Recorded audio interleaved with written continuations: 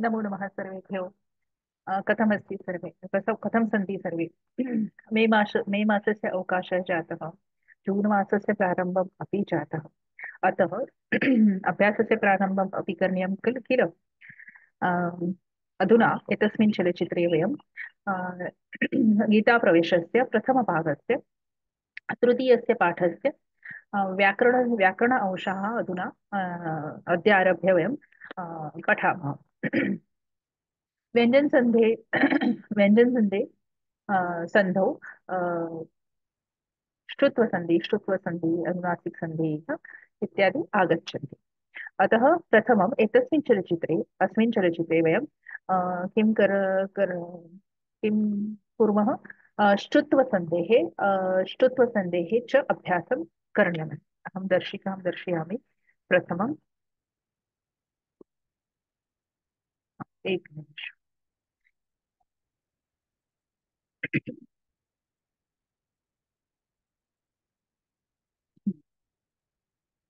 अ, अधुना अस्मिन् चलच्चित्रे केवलं द्वयोः सन्धयोः अभ्यासं करणीयमस्ति। तस्य कारणमपि अहं दर्शयामि, अपि वदामि अहं। हा, अत्र श्रुत्वसन्धिः अस्ति। श्रुत्वसन्धि श्रुत्वसन्धि एकत्रितरीत्या वयं पठामः। श्रुत्वसन्धेः सूत्रं पाणिनेः सूत्रमस्ति। श्चोः क्षम्यतां, स्तोः श्चुनाश्चुः। हा? यदि स अथवा सवर्णात् अनन्तरं श अथवा च वर्गस्य वर्णम् आगच्छति, तत्र सकारस्य स्थाने, पश्यतु अत्र दत्तमस्ति, स्तोः श्चुनाश्चुः। सवर्ग वर्णात् अनन्तरं यदि श अथवा च वर्गस्य वर्णाः, के वर्णाः सन्ति? च, छ, ज, झ, ञ। यदि सवर्णात् अनन्तरं श श तालव्य अथवा च वर्गस्य वर्णाः आगच्छन्ति, तर्हि सकारस्य स्थाने शकारादेशः भवति। स्थाने श आगच्छति। अथवा स्थाने श वर्णस्य आदेशः भवति। द्वितीयनियमः कः अस्ति? तवर्ग तवर्गात् अनन्तरं तवर्गे के वर्णाः सन्ति? त, थ, द, ध, न। त वर्गस्य वर्णात् अनन्तरं यदि श अथवा तालव्य श अथवा च वर्गस्य वर्णाः आगच्छन्ति, तर्हि न- तत्र क्रमेण आदेशः भवति। कथं भवति? त स्थाने चकारादेशः भवति। थ स्थाने छ आदेशः भवति। द स्थाने ज आदेशः भवति। ध स्थाने झ आदेशः भवति। न स्थाने ञ आदेशः भवति। क्रमेण आदेशः भवति। अतः पाणिनेः यथा पाणिनिः वदति अवदत्, स्तोः उदाहरणं वयं किञ्चित् अधुना पश्यामः। पुनः एकवारम् अहं वदामि। स सवर्गात् अनन्तरं श यत् श अथवा तालव्यश अथवा च वर्गस्य वर्णः आगच्छति, तर्हि सकारस्थाने शकारादेशः भवति।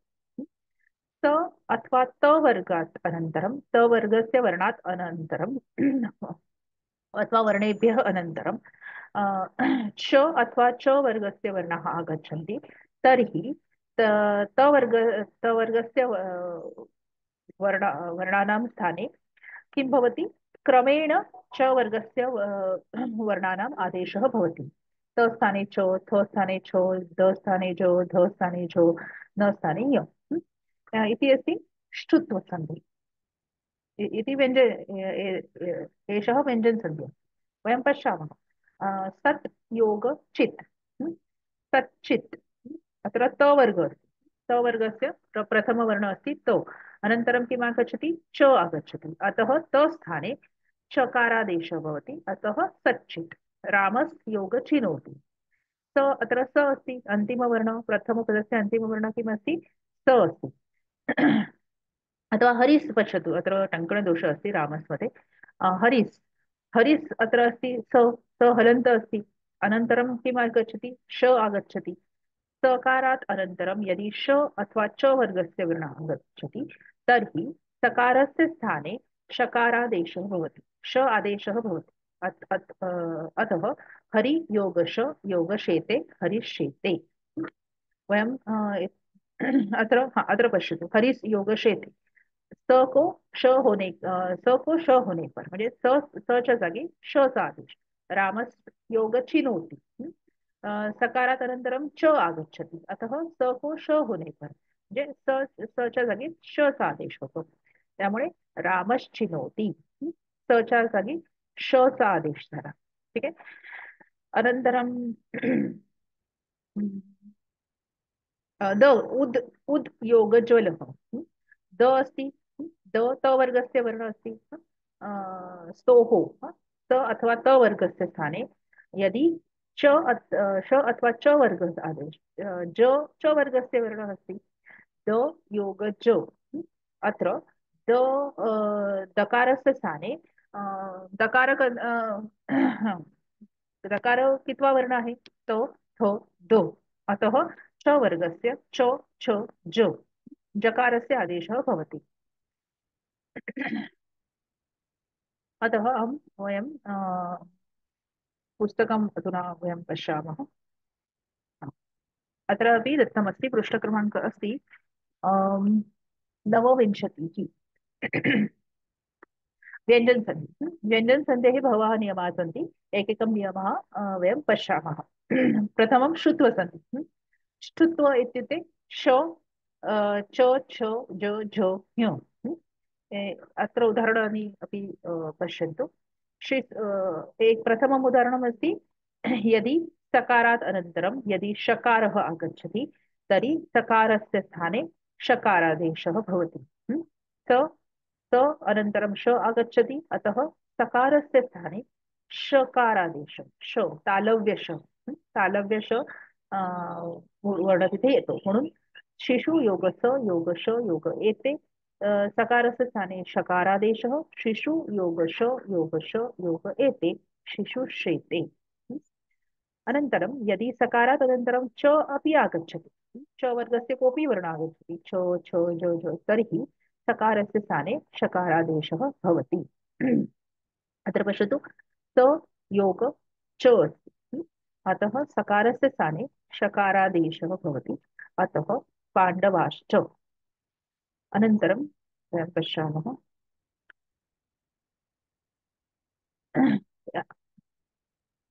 द्वितीय नियमः अस्ति, यदि त वर्गस्य वर्णात् अनन्तरं यदि श अथवा च वर्गस्य वर्णाः आगच्छन्ति तर्हि सकारस्य अथवा त वर्गस्य वर्णस्य स्थाने च वर्गस्य वर्णादेशः भवति। अत्र पश्यतु, भगवत् योगशक्तिः, अत्र त योग श तकारस्य तकारस्य त वर्गस्य वर्णः अस्ति, त अनन्तरं श अस्ति, अतः त वर्गस्य त स्थाने किम् आगच्छति, च वर्गस्य, त इति त वर्गस्य प्रथमवर्णः अस्ति, अतः च वर्गस्य प्रथमवर्णं किं, च, अतः त स्थाने च आगच्छति। अतः भगवत् शक्तिः। अनन्तरं पश्यतु, यत् अत्र पश्यतु, यद् यद् जुहोषि, चतुर्थम् अस्ति, यद् जुहोषि, अत्र द अनन्तरं ज आगच्छति, द योग ज अस्ति अत्र। द त वर्गस्य वर्णः अस्ति,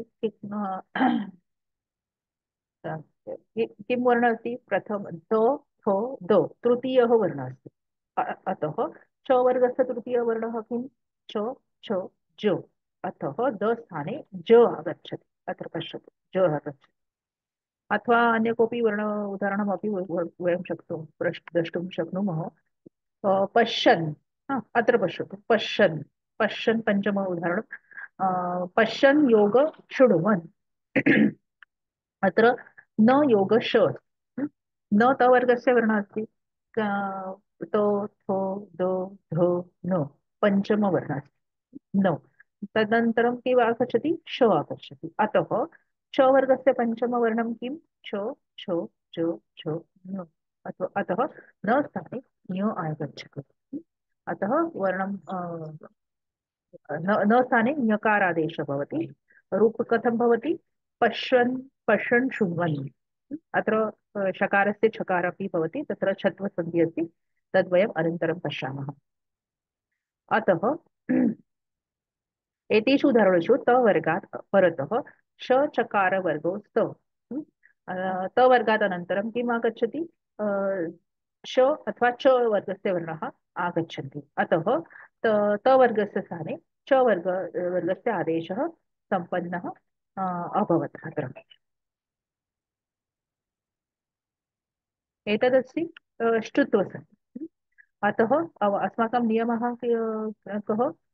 शचकारवर्गाभ्यां योगे सकारस्य शकारः, पश्यतु अत्र, श अथवा च वर्गाभ्यां, श अथवा च वर्गस्य यदि योगः भवति तर्हि सकारस्य शकारः, शकार च वर्गाभ्यां योगे तवर्गस्य च वर्गस्य आदेशः भवति। अत्र एकः निषेधः अस्ति। इत्युक्ते अपवाद निषेध। शकारात् परस्य तवर्गस्य चुत्वं न भवति।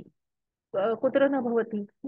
नियमाला, प्रत्येक नियमाला एक अपवाद असतो, त्या पद्धतीने शकारात परस्य त वर्गस्य म्हणजे आता आपण बघितलं की स किंवा त वर्गातील वर्णानंतर जेव्हा श किंवा च वर्गातील वर्ण येतो तेव्हा त्याला च वर्गाचा आदेश प्राप्त होतो, श आणि च वर्गाचा. किंतु यदि शकारात् श आदि प्रथमम् आगच्छति, अनन्तरं यदि त वर्गस्य वर्ण आगच्छति, तत्र ष्टुत्वम् अथवा च वर्गस्य आदेशः न भवति। एतादृशी नियमः ष्टुत्वसन्धेः सन्धौ भवति। अत्र ष्टुत्वसन्धौ न भवति, म्हणजे अशा प्रकारचं, म्हणजे उलटी, म्हणजे प्रथम पद किंवा द्वितीय पदार्थाचा जो हे असतो, म्हणजे त्याला जे विपर्यास हा ष्टुत्व संधीमध्ये होतो, ष्टुत्व संधीमध्ये होत नाही. हे फार महत्वाचं. सो म्हणजे स किंवा त वर्गातील वर्णानंतर हे प्रथम पदातलंच वर्ण असलं पाहिजे आणि श किंवा च हा द्वितीय पदातलंच प्रथम वर्ण असलं पाहिजे. उलटा संधी होत नाही. हे ष्टुत्व संधीमध्ये. पण असा उलटा संधी म्हणण्यापेक्षा दोन कुठेही म्हणजे पहिल्या पदामध्ये किंवा दुसऱ्या पदामध्ये आले तरी पण संधी होतो, हे ष्टुत्व संधीमध्ये असतं, ष्टुत्व संधीमध्ये नसतं. अतः तत्र नियमाः सन्ति तत्कृते तत्र अतः शकारात् अनन्तरं यदि नकारः आगच्छति तर्हि शकारस्य स्थाने क्षम्यतां, चुत्वम् अथवा च वर्गस्य आदेशः न भवति। उदाहरणार्थ विश् योग न, अत्र न योग विश् यदि आगच्छति तर्हि न स्थाने य आदेशः भवति, च वर्गस्य आदेशः भवति। किन्तु श योग न, थोडंसं समजून घ्या की यदि आधी न आला आणि नंतर जर श आला तर ष्टुत्व संधी होतो आणि त्या ठिकाणी च वर्गाचा आदेश प्राप्त होतो. परंतु आधी श आणि नंतर जर त वर्गातील वर्ण आला तर हा नियम म्हणजे हे लागू पडत नाही. अत्र विश् श श अनन्तरं न यदि आगच्छति तर्हि न स्थाने च वर्गस्य आदेशः न भवति। विश् योग न, विष्णः तथैव तिष्ठति। प्रश् योग नः, प्रश्नः तथैव तिष्ठति। एतद् अपवादः अस्ति। अस्मिन् संदौ श अथवा च वर्गः इत्येतयो आदेशः भवतः, अतः ष्टुत्वसन्धि इति नाम अस्ति। एतस्य सन्धेः नाम अस्ति ष्टुत्वसन्धि। अनन्तरं वयं ष्टुत्वसन्धिमपि पश्यामः। ष्टुत्वसन्धेः पाणिनेः सूत्रं किम् अस्ति? स्तोः ष्टुना ष्टुः। अत्र किं भवति? यदि स अथवा तवर्गस्य तवर्गात् अनन्तरं यदि श, मूर्धन्य श अथवा ट वर्ग आगच्छति तर्हि श अथवा ट वर्गस्य आदेशः भवति। अतः पश्यतु अत्र यदि रामस्य टीकते, अत्र स अस्ति, अनन्तरं किमागच्छति? ट वर्गस्य वर्ण आगच्छति, ट। अतः सकारस्य स्थाने षकारादेशः भवति, मूर्धन्य ष। आदेशः भवति। अतः रामष्टिकते। अनन्तरं पश्यतु तत् योगटङ्का त अस्ति। तकारात् अनन्तरं किम् आगच्छति? ट आगच्छति। त वर्गात् त वर्गस्य वर्णात् अनन्तरं ट वर्गः अस्ति। अतः त त स्थाने टकारादेशः भवति। त त इति त वर्गस्य प्रथमवर्णमस्ति। अतः ट वर्गस्य प्रथमवर्णं किमस्ति? ट। अतः त स्थाने ट भवति। अथवा आदेशः वयं प्राप्नुमः। अतः तट्टङ्का। लसद् योग डमरु। द द इति तवर्गस्य वर्णः अस्ति। त थ द तृतीयवर्णः अस्ति। अतः तदनन्तरं किम् आगच्छति? ड आगच्छति। ट ठ ड तृतीयवर्णः। अतः द स्थाने ड भवति। न चक्रिन् योगढौ कृते। हा, अत्र पश्यतु। न इति पञ्चमवर्णः अस्ति तवर्गस्य। अनन्तरं ढ आगच्छति। अतः ट वर्गस्य पञ्चमवर्णः किं? ट ठ ड ढ न। अत्र न स्थाने न आगच्छति। एतदस्ति ष्टुना ष्टुत्वसन्धि। अत्र विपर्ययः भवति। प्रथमवर्णम् अपि सम्भवते, द्वितीयवर्णम् अपि सम्भवते। ट प्रथमवर्णम् अपि सम्भवते, द्वितीयवर्णम् अपि सम्भवते।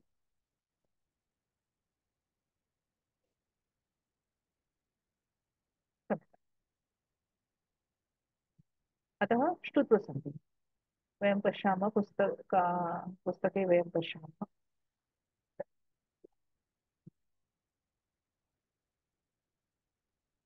ष्टुत्वसन्धिः अत्रापि पश्यतु। अदस्ति बृहत् योगटीका। अत्र त योग ट अस्ति। त त वर्गस्य वर्णात् अनन्तरं ट वर्गः आगच्छति। अतः त वर्गस्य त स्थाने टकारादेशः भवति। अतः ट योग ट भट्टिका। अत्र पश्यतु आकृष्य योग तः। अत्र श योग त अस्ति। अतः क्ष मूर्धन्य क्ष। तत्र अ, हा, अत्र किं भवति? अ, अत्र मूर्धन्य श अस्ति। अनन्तरं त अस्ति। अत्र त प्रथमम् अस्ति। बृहट्टिका मध्ये त प्रथमवर्णमस्ति। ट अनन्तरमस्ति। अत्र किं भवति? आकृष्योगतः मध्ये श प्रथममस्ति, त अनन्तरम् आगच्छति। तर्हि ष्टुत्वसन्धिः सम्भवते। म्हणजे त योग श अथवा श योग त मध्ये ष्टुत्वसन्धिः सम्भवति। अतः श प्रथमम् आगच्छति तर्हि यद्यपि श प्रथमम् आगच्छति तथापि त वर्गस्य त स्थाने ट आगच्छति। आकृष्टः। अनन्तरं कोऽपि अन्य उदाहरणं वयं पश्यामः। अत्र पश्यतु विस् योग तिथम् स्थितम्। स अनन्तरं सयोग स्थितम्। अत्र सयोग थ अस्ति। अतः स अनन्तरं यदि त वर्गस्य वर्णः आगच्छति। क्षम्यताम्। अत्र त वर्ग अस्ति। अतः स स्थाने ष आगच्छति। अतः विष्ठितं रूपं भवति। थ स्थाने अत्र टङ्कणदोषः अस्ति। अत्र थ नास्ति, अत्र ठ अपेक्षितम्। अत्र अतः स अनन्तरं यदि थ भवति, अत्र किं भवति? सकारस्य स्थाने शकारादेशः अपि भवति। थ स्थाने ठ अपि भवति। अनन्तरं तत् दत्तमस्ति। क्षम्यताम्। अत्र त वर्गस्य वर्णस्य सकारस्य स्थाने शकारादेशः अपि भवति। अतः थ स्थाने ठ अपि भवति। अत्र दत्तमस्ति, पश्यतु।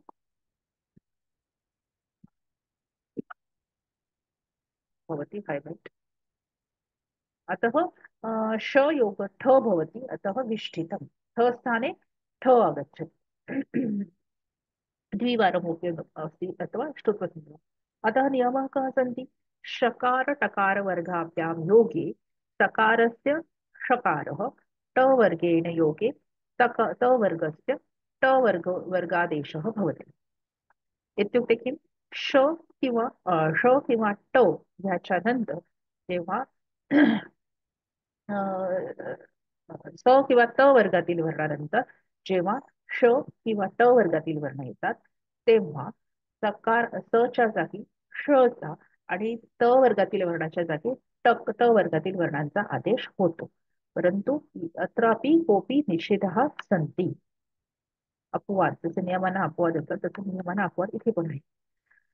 अत्र निषेधः कः अस्ति तवर्गस्य शकारेण योगे ष्टुत्वं न भवति. म्हणजे आता काही उदाहरणांमध्ये हा नियम लागू पडत नाही. तो आता इथे भवान योग षष्ठ आता इथे न योग ष अस्ति. अत्र नकारस्य स्थाने नकारादेशः न भवति. अतः तथैव तिष्ठति भवान् षष्ठः.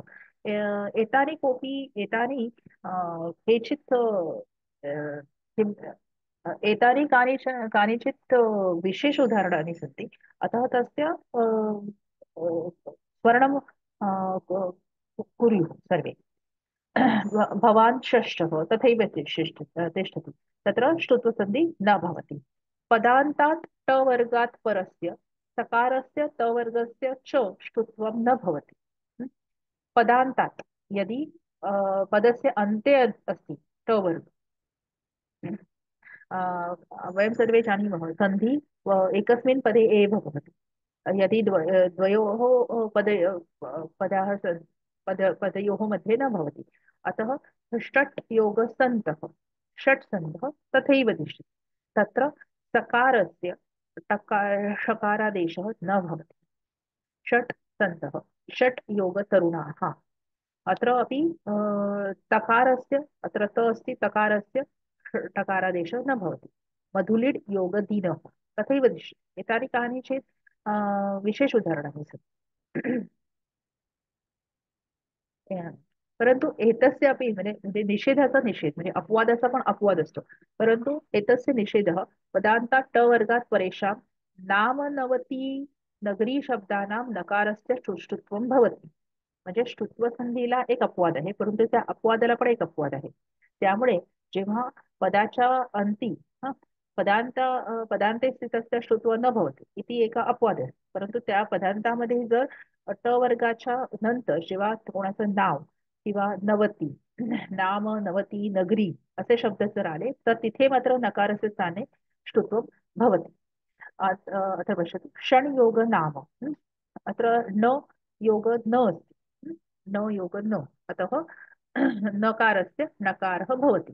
षण्णाम षण्योग नवति अस्ति चेत् अपि नकारस्य नकारः भवति. षण्णवतिः षण्योग नगर्यः अस्ति चेदपि न योग न अस्ति अतः नकारस्य नकारः भवति. षण्णगर्यः. अस्मिन् सन्धौ श अथवा ट वर्गौ इत्येते आदेशः भवति. अतः तस्य नामः ष्टुत्वसन्धि इति अस्ति. एवं प्रकारेण वयं ष्टुत्वसन्धेः अभ्यासम् अस्मिन् चलचित्रे वयं कुर्मः कृतवन्तः. अहं स्टाप् शेर् करोमि. अग्रिमे चलचित्रे वयं जष्ट्वसन्धि चर्त्वसन्धि अनुनासिकसन्धि इति वयं द्रक्ष्यामः. धन्यवादः.